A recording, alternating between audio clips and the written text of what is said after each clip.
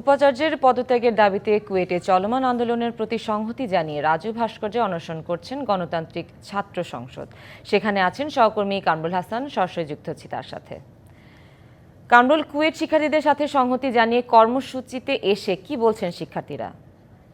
সুনন্দা, আপনি জানেন যে বেশ কিছুদিন ধরেই কিন্তু কুয়েটে বেশ অস্থিরতা চলছে এবং সেখানে একটি দাবি উঠেছে যে কুয়েটের যে বর্তমান ভিসি অধ্যাপক ডক্টর মোহাম্মদ মাসুদ তার পদত্যাগের একটি দাবি উঠেছে এবং সেই দাবিটির সাথে কিন্তু সংহতি জানিয়েছে বেশ কিছু বিশ্ববিদ্যালয়। এর মধ্যে ঢাকা বিশ্ববিদ্যালয়, জাহাঙ্গীরনগর বিশ্ববিদ্যালয়, জগন্নাথ বিশ্ববিদ্যালয় সহ পাশাপাশি বুয়েট সহ দেশের যে কয়েকটি প্রযুক্তি ও প্রকৌশল বিশ্ববিদ্যালয় রয়েছে সেই বিশ্ববিদ্যালয়ের শিক্ষার্থীরাও কিন্তু সংহতি জানিয়েছেন এবং যে কোনো মূল্যেই হোক কুয়েটের যেই ভিসি রয়েছেন তার পদত্যাগের দাবি জানিয়েছেন। আমরা যতটুকু জানতে পেরেছি এই দাবিতে কিন্তু গতকালও কিন্তু এই শাহবাগ মোড়ে কিন্তু শিক্ষার্থীরা ব্লকেট কর্মসূচিও পালন করেছে।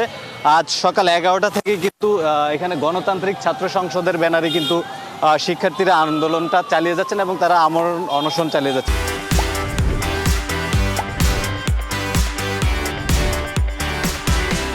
আমরা এই পর্যায়ে একজনের সঙ্গে তারা আসলে কি এখানে অনশন কর্মসূচি পালন করছেন, একটু জানাবেন আপনারা কি দাবি নিয়ে আসলে অনশন কর্মসূচিটা চলছে?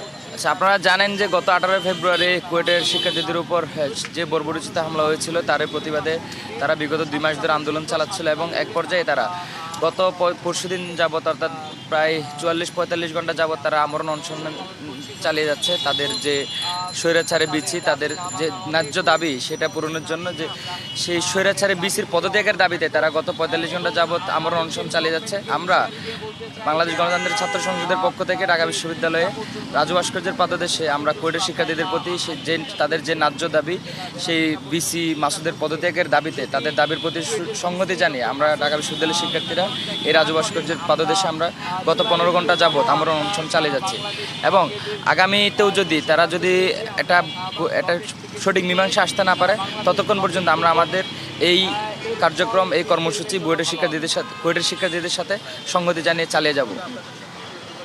সুনন্দা, আপনি শুনছিলেন একজন আন্দোলনরত একজন শিক্ষার্থী আমাদের সঙ্গে সংযুক্ত হয়েছেন এবং তিনি বলছিলেন যে এই যে ভিসির পদত্যাগে যে দাবিটি উঠেছে সেটি যদি আদায় না হয় সেক্ষেত্রে তারা কিন্তু তাদের এই আমরণ অনশন যে কর্মসূচি রয়েছে সেটিও চালিয়ে যাবেন এবং পাশাপাশি যদি প্রয়োজন হয় কঠোর কোনো কর্মসূচিও যদি দিতে হয় সেটিও তারা দিবেন।